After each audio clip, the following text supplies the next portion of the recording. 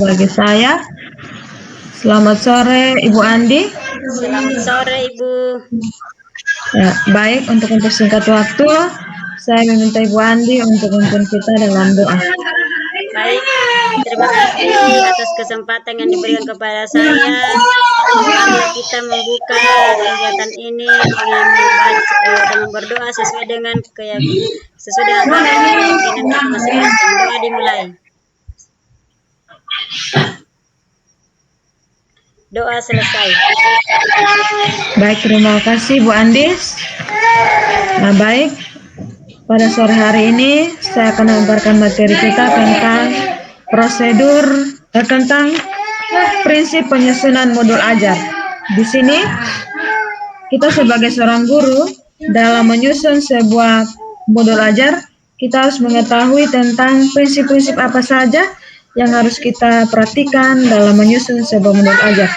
Di sini ada 4 prinsip atau kriteria yang harus dimiliki dalam menyusun sebuah modul ajar, yaitu yang pertama adalah esensial, yaitu kita harus mengetahui atau memahami konsep dari setiap mata pelajaran melalui pengalaman belajar dan lintas disiplin. Dan yang kedua, prinsip yang kedua adalah menarik dan bermakna dan menantang. Di sini kita harus bisa menumbuhkan minat belajar dan melibatkan peserta didik secara aktif dalam proses belajar dan harus berhubungan dengan pengetahuan dan pengalaman yang dimiliki sebelumnya, sehingga tidak terlalu kompleks atau tidak terlalu membosankan, namun juga tidak terlalu mudah untuk tahap usianya. Dan yang ketiga adalah harus relevan dan kontekstual, yaitu harus berhubungan dengan pengetahuan dan pengalaman yang dimiliki sebelumnya dan sesuai dengan konteks di waktu dan tempat peserta didik itu berada. Dan yang keempat adalah harus berkesinambungan, yaitu harus berketerkaitan antara alur kegiatan pembelajaran sesuai dengan fase belajar peserta didik. Jadi ada 4 kriteria yang harus kita miliki dalam menyusun sebuah modul ajar yang sudah tadi saya paparkan, dan di mana kita juga harus mengetahui tentang prosedur penyusunan modul ajar, yaitu ada 6 prosedur yang harus kita pahami dalam penyusunan modul ajar, yaitu yang pertama adalah kita harus bisa menganalisis kondisi dan kebutuhan guru, peserta didik, serta satuan pendidikan. Itu seperti apa? Yaitu kita sebagai guru harus perlu mengetahui tentang kondisi dan kebutuhan peserta didik berdasarkan latar belakang serta sarana dan prasarana di sekolah tersebut. Dan yang kedua adalah kita harus bisa mengidentifikasi dan menentukan dimensi profil pelajar Pancasila, yaitu kita juga harus bisa memilih dimensi profil pelajar Pancasila yang paling memungkinkan untuk kita kembangkan dalam proses pembelajaran itu. Dan yang ketiga adalah kita harus bisa menentukan alur tujuan pembelajaran yang akan dikembangkan menjadi modul ajar, yaitu di mana kita sebagai guru harus dapat memilih ATP atau alur tujuan pembelajaran, hasil pengembangan sekolah atau mengacu pada ATP yang ada. Dan yang keempat adalah kita harus bisa menyusun modul ajar tersebut berdasarkan komponen yang tersedia, yaitu kita harus memilih komponen sesuai dengan kebutuhan pembelajaran yang berlangsung nanti. Dan yang kelima adalah pelaksanaan pembelajaran itu, yaitu kita sebagai guru harus melakukan kegiatan pembelajaran sesuai dengan modul ajar yang sudah kita susun.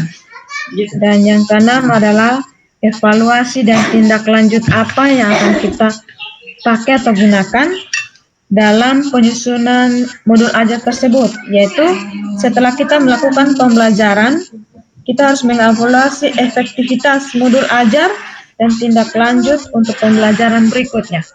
Mungkin itu saja materi pada sore hari ini yang saya sampaikan. Mungkin ada pertanyaan dari Ibu Andi, saya persilakan. Iya, terima kasih atas kesempatan yang diberikan kepada saya, Ibu.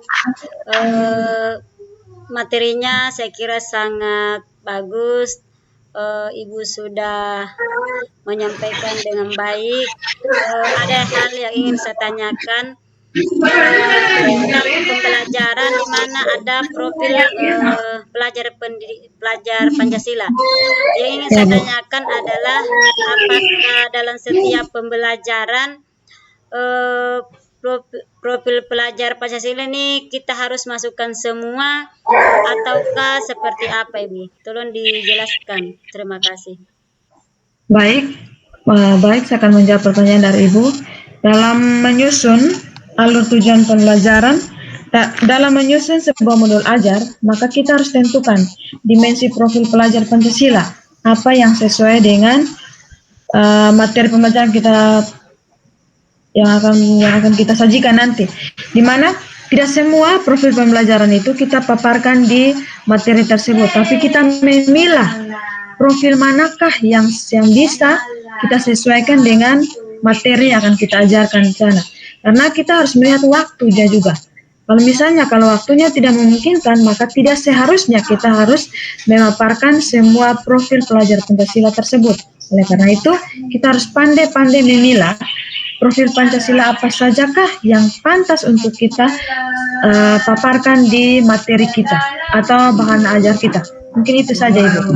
Terima kasih. Iya, terima kasih Bu atas jawabannya. Iya, karena di awalnya saya kira bahwa setiap pembelajaran itu semua profil pelajar Pancasila harus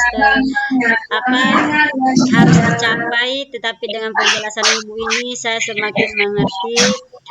Dan saya kira ini kan hal baru juga, jadi setidaknya semakin tercerahkan. Semoga ini sangat bermanfaat untuk saya dan semoga bisa saya laksanakan. Saya kembalikan ke Ibu. Terima kasih. Baik, terima kasih Bu Andi. Mungkin ada pertanyaan lagi dari Bu Andi atau tidak ada? Ya Ibu, terima kasih. Saya kira sangat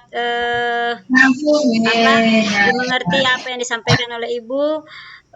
Cukup dari saya, dan saya pikir teman-teman belum ada yang bergabung ya Ibu. Iya, jadi dari saya tidak ada lagi pertanyaan Ibu. Terima kasih. Baik, mungkin sampai di sini dulu pemaparan materi kita pada sore hari ini. Mungkin kita bisa berjumpa di lain waktu lagi. Sekian dan selamat sore. Terima kasih Bu. Sampai ketemu lagi di lain kesempatan. Terima kasih Bu. Selamat sore. Selamat sore juga Bu Andi.